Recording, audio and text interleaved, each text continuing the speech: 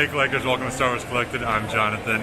Today is the last day of celebration, but I've been taking footage all week and photos, and if you've been following me on Instagram, then you've seen a lot of this stuff live, but I'm going to show you my favorite things from Star Wars Celebration this year. First of all, London was a really cool setting for Star Wars Celebration. Of course, there are a lot of historical connections between England and Star Wars, but as I was just walking around the train stations, I was getting major Star Wars vibes, which was a cool way to start the weekend, including things like AT-ACT drivers at the subway station. Most of the footage you're seeing here is from my last day. It was a little bit rainy that day, but you know, we were undercover most of the time, and it was exciting every morning to come into the Excel Center. Every morning I seemed to get there a little bit later, and I would get a little bit further in line. Security was a bit of a joke. It didn't seem like they were really scanning us all that well, and very random. I never had my backpack checked. The badges never seemed to be scanned all that often. Even though we're all going to the same place and we're all going to a little people corral, there's always kind of a mad rush to get into a spot in line. I was fortunate enough to make quite a few friends while I was waiting in line, so it was nice to be able to pass that time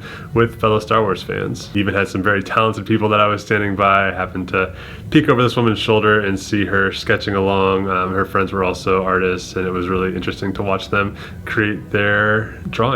The lines could get pretty ridiculously long. It just shows how insane we all are about Star Wars and how much we love it. Even got to see one of my favorite furry friends standing in line.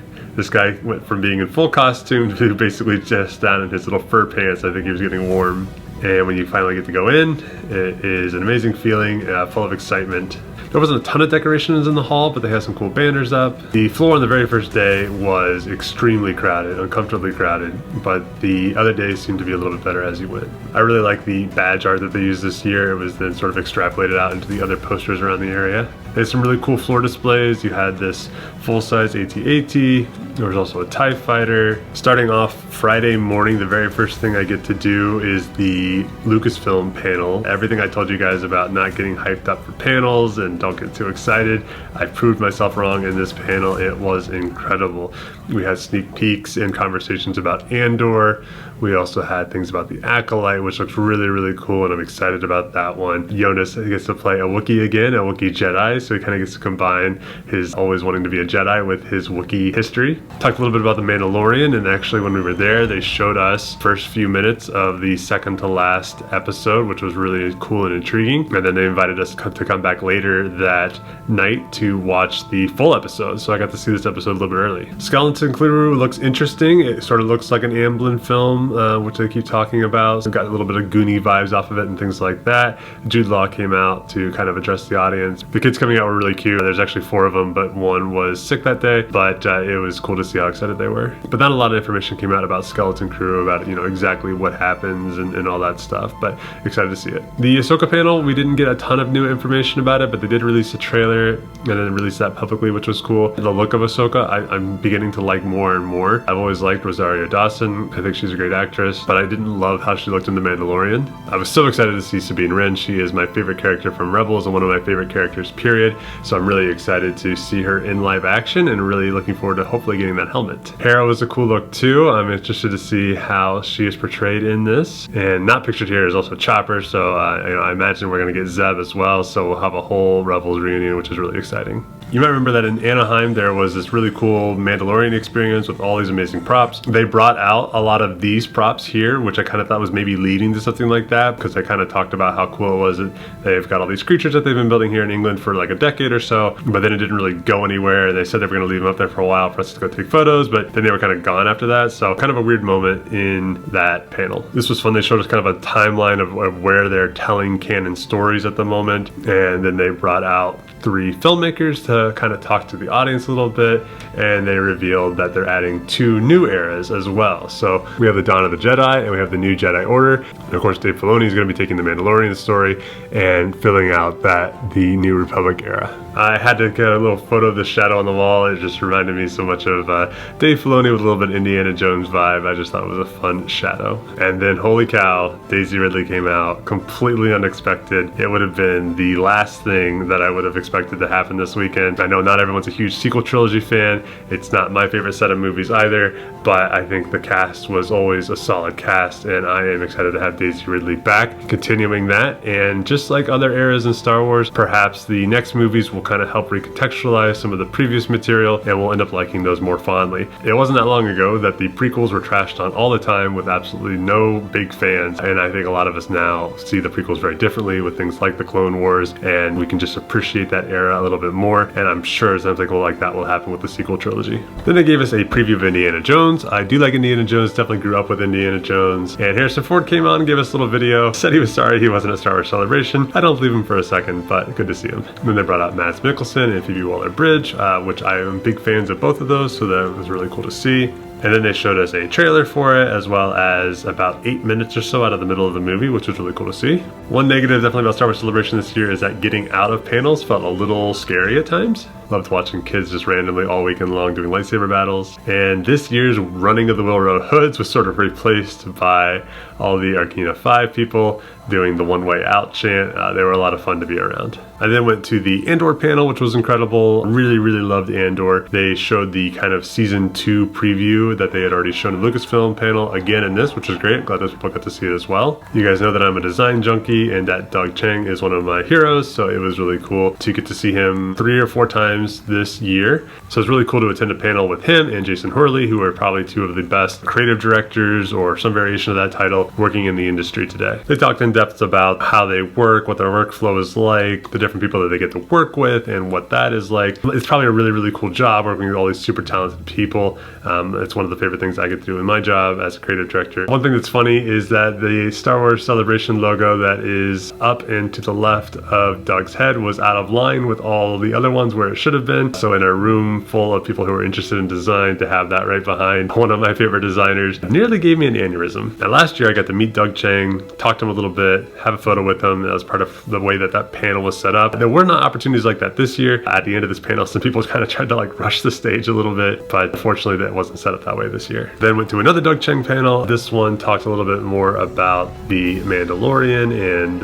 Kenobi. He gives extremely well polished presentations. I don't know if it's sort of his modified Steve Jobs get up here, but it kind of has that like Apple feel to it. They did an insane number of designs for both of these shows. I always love concept art ever since Ralph McQuarrie did some early stuff that I saw as a kid. I just love seeing what could have been and then how it evolves into what we actually see on screen. Got a little behind the scenes here on how they kind of made some real sets and then how they use the volume. I love seeing behind the scenes stuff when it comes to Star Wars. One of the things that I love so much about Star Wars was that it was the first film that I realized people made it. It wasn't just some magical VHS tape that was put into your VCR. Actual human beings had to make this. 2 of the cutest puppets in the galaxy. One thing I love about Doug Chiang is that he still is kind of a nerd and passionate about what he does, and there are moments that he gets that are really exciting for him. So sometimes seeing some of his old designs brought into the new content, things like that, you can just see the joy on his face when things like that happen. He even got to ride a Rancor. And Doug Chiang is like a crowd favorite. People love him, and I love that the Star Wars fandom is as excited about the filmmakers and people behind the scenes as they are about the actors. I also attended the Hasbro panel. Now, I don't really collect Black Series or the Vintage Collection, anything like that, but I do enjoy seeing what they create,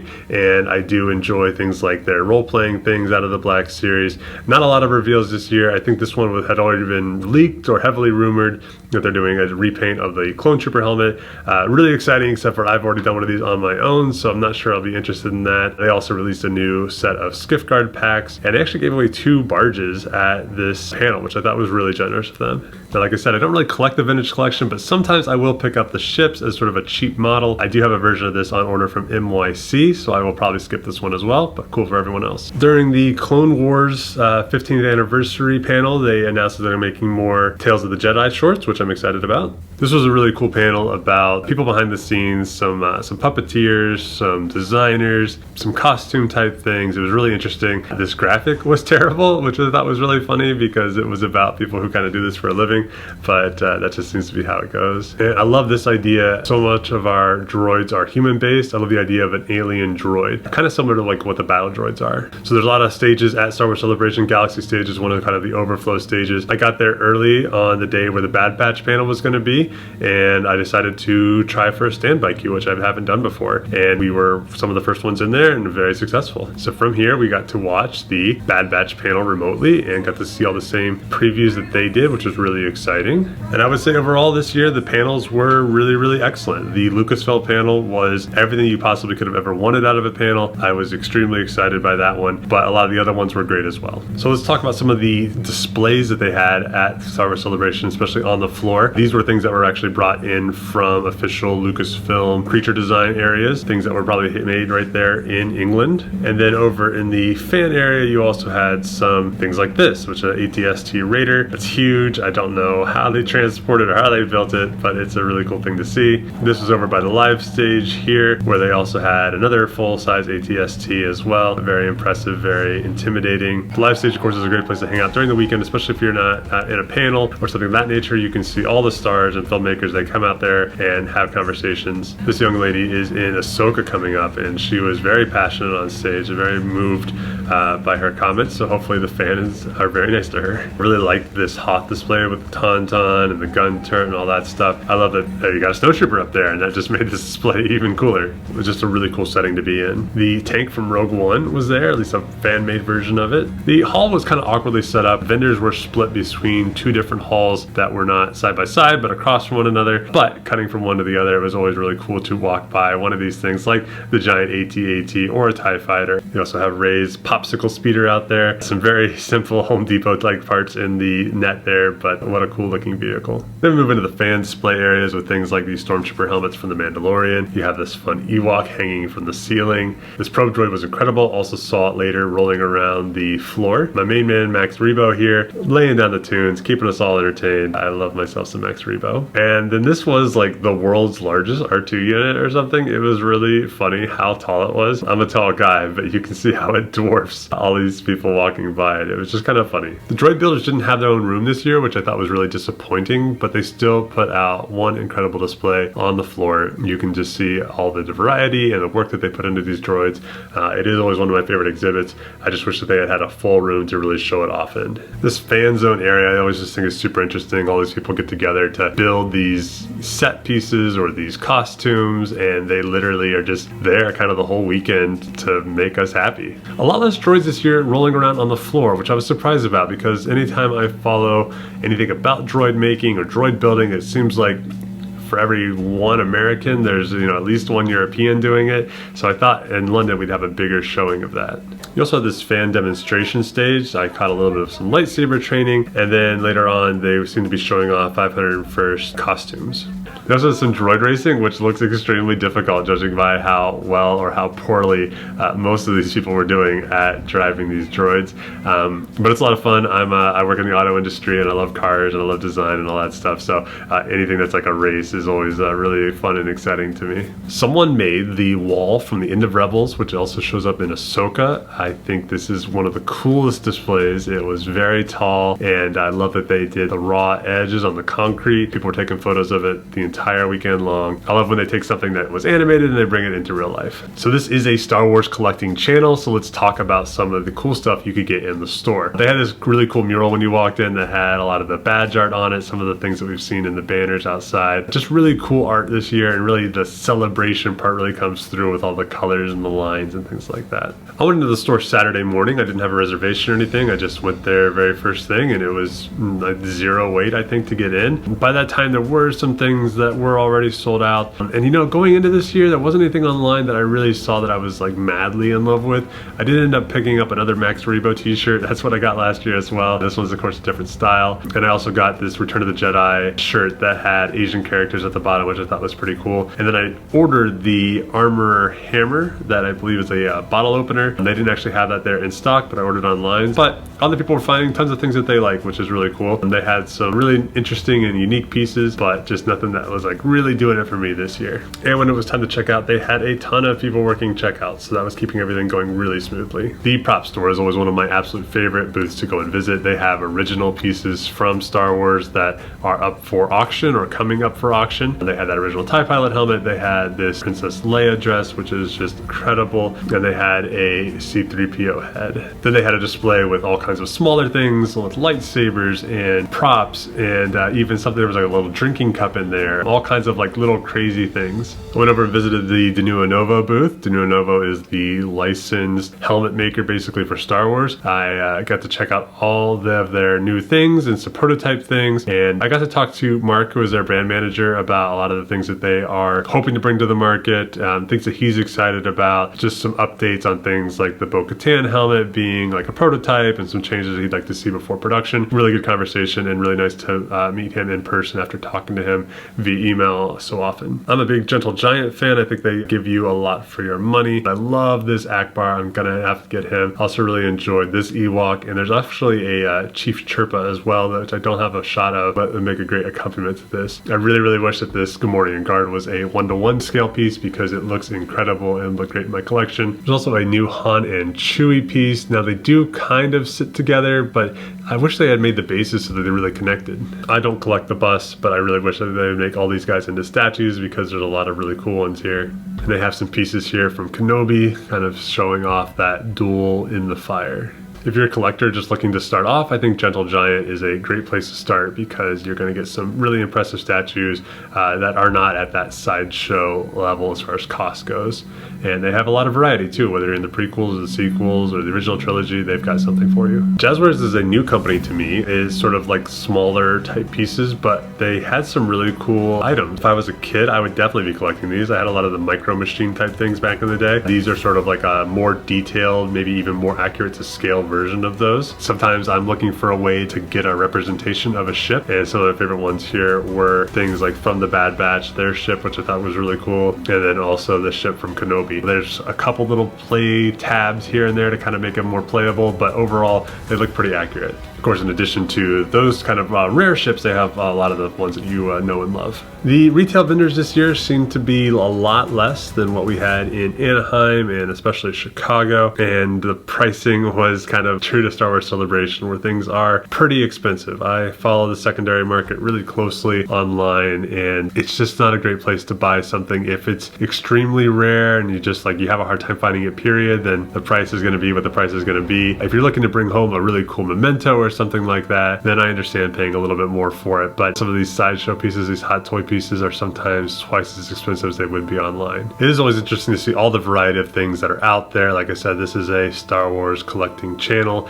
and while I don't collect a lot of these figures and things of that nature, I know a lot of people do, and this guy has to be one of the most exciting things for these people to see when they're at Star Wars Celebration. And I do love that there are so many different ways to collect Star Wars, and everyone has something that they're really passionate about. Forbidden Planet was one of the most popular booths. There was always a line. You go in there, you could buy books, exclusive books. I think some of them were even before you could buy them out in the real world, and they also had signings going on as well. They also had a lot of cool gaming things set up. I've never gotten into these card games over the years, but it is obviously very popular, and what was cool about this is these demo teams there, I think, were really there to kind of help teach people how to play, which of course is one of the main hurdles to not playing. So just like how we went to the Hasbro panel, there was a Hasbro booth. Hasbro booth is always one of the largest and most popular ones that are there. They're showing off all of their different pieces of merchandise from all of their different lines. One of the nice things for me was getting to see the Scout Trooper helmet in person. The little line around the ear cups is not nearly as defined as it looked online, which was good. Unfortunately, it does still have the giant battery panel on the back,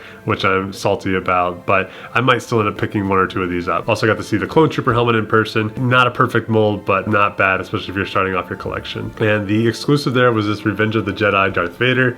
It was something you had to get a little code for, then they would ship to you. Even though I have so many of these helmets, it's really cool to see them kind of displayed with such a prestigious display. It makes them look even more special. One thing that's cool about the Hasbro booth too is that on Friday, when they open up Star Wars Celebration, there will be placeholders like new merch coming type things, and then after the Hasbro panel, they'll actually put that stuff in there. So if you're going to Star Wars Celebration for multiple days, it's worth kind of coming back and seeing what was released. You can see it in person. So even though I saw these things being shown in the panel, it was cool to come back and then be able to see them in real life with my own eyes. I am not a Funko collector, but boy, are there a lot of people that are Funko collectors. They basically had like their own massive queue, and their booth is really big. You could go up and take your photos with these oversized Funko characters, which was cool. Lego is also a must-hit booth. Everyone was kind of building a mural here, which was neat. You would build a little panel, and then your panel would get plugged into the wall. It was a really fun way to kind of build something together. Much like Hasbro, Lego uses this as an opportunity to launch new merchandise, so you can see a mixture of some of the older sets, which are, you know, just incredible. Look at this AT-AT, but then you can also see some of the newer stuff that they've released and announced. Now, as an adult without a kid, I'm not allowed in the kids section, but it sure looks like a lot of fun.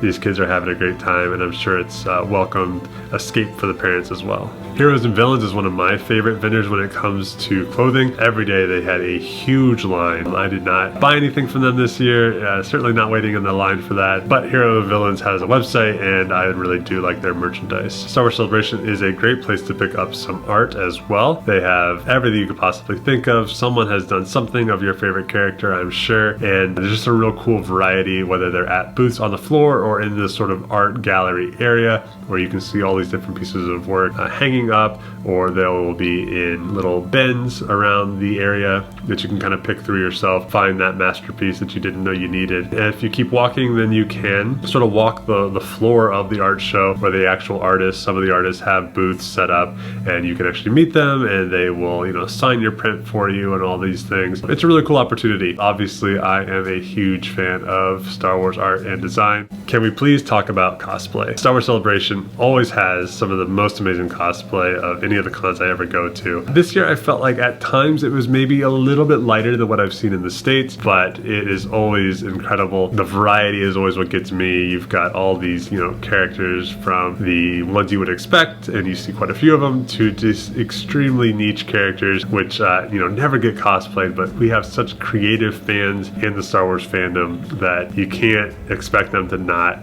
find a way to cosplay pretty much everybody. I was in line for a panel at one point, and we got to watch all these people going out to take the big group photo on the stairs. Every single combination of Trooper and Sith Lord that you can think of were on their way out. Mandalorian mercs were making their way through the floor at one point. Want to make sure you stay out of their way because they do not deviate from the way. And this all kind of leads us to the actual cosplay competition that happens at the Galaxy stage, where they invite a lot of these people that have done cosplay to kind of audition, and then they qualify, and then they show us their amazing cosplays. And they have everything from young kids to, quite frankly, probably senior citizens doing some of the stuff at this point. And it's always really interesting to learn how they made their costumes, who helped them, sometimes the materials that are made. It's always great to see the people that are really into their character and all the nuances that they put into their, you know, performance, if you will. Some people are nervous, some people are really excited, but it's always a cool show. Now, I will say it's not necessarily always the best cosplay up there. I think a lot of people, you know, they go and they kind of do it for themselves and do it for their fans, and they're not necessarily looking for this kind of recognition. You know, I always talk about how cosplay is kind of a generous thing, and, you know, it makes you feel good, obviously, entertaining these people and having them come up to you and giving you compliments and stuff like that, but you're giving up a significant part of your day to put these costumes on. They're not always particularly comfortable, and you're giving up a big part of your Star Wars Celebration that you've paid money for to kind of delight people and to like add to everyone else's entertainment and their experience throughout. I love seeing this Trooper. Just a good reminder that Star Wars is for absolutely everybody. It doesn't matter who you are, you can be a Star Wars fan. I'm a sucker for a Wookiee, so I loved seeing all the Wookiee costumes that were out there.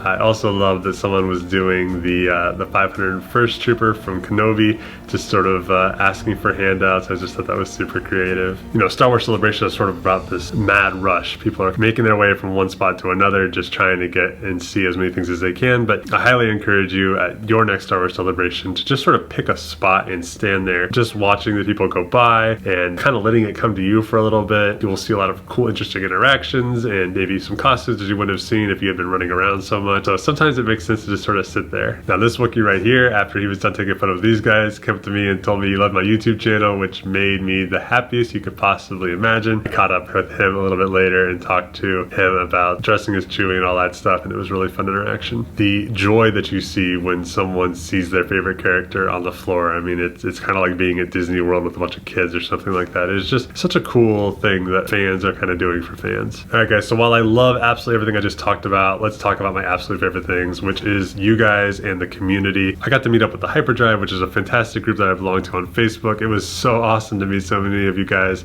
that we've interacted with online for so many years. I have to also thank all the people who gave me cool little pieces of swag. I promise next time I will have something to give you back, but I was very proud to wear it all around Star Wars Celebration. And of course, we come to the part where I tell you guys that you're amazing because you are. I met so many people this year, and this is just, you know, the people I could get photos with are here. Star Wars Celebration is a ton of fun. I love going to the panels. I love seeing the new stuff, but my favorite thing about Star Wars Celebration now is meeting you guys. In 2019, I went with my wife and a friend. I didn't even have a YouTube channel at the time. Last year, I'm at Anaheim and a dozen or so people, they're like, hey, you're Star Wars Collected. And I was like, oh my gosh, how do you even know me? And then this year, I mean, I don't even know how many of you I met, at least 50. And that's how excited some of you were to meet me. And I was so excited to meet you. I just met some of the nicest people, and you guys are all incredible. You are truly what makes Star Wars Celebration special now. Meeting the celebrities and all that stuff is really cool, but meeting you guys, man, it just really doesn't get any better than that. You guys are some of the most passionate, generous people out there. Oh, everyone's just so excited, having a great time, and I loved asking you about how your celebration was going and hearing that for so many of you it was incredible. And I'm glad that if you know, are a new viewer, you've been viewing for years, I'm glad that I can be a tiny part of your Star Wars celebration. I just really want to thank all of you. All right, collectors, well, there you have it. Those are all of my favorite things, or things that I found most interesting at Star Wars Celebration, recapping my entire experience. You know, it's hard to recap the feeling, though, the feeling that you get when you're at Star Wars Celebration, knowing that you're among tens of thousands, 100,000s of people who kind of get you, kind of understand what your fandom and what you're passionate about. It was amazing to meet so many of you guys. I thought I had met a lot of people in Anaheim last year.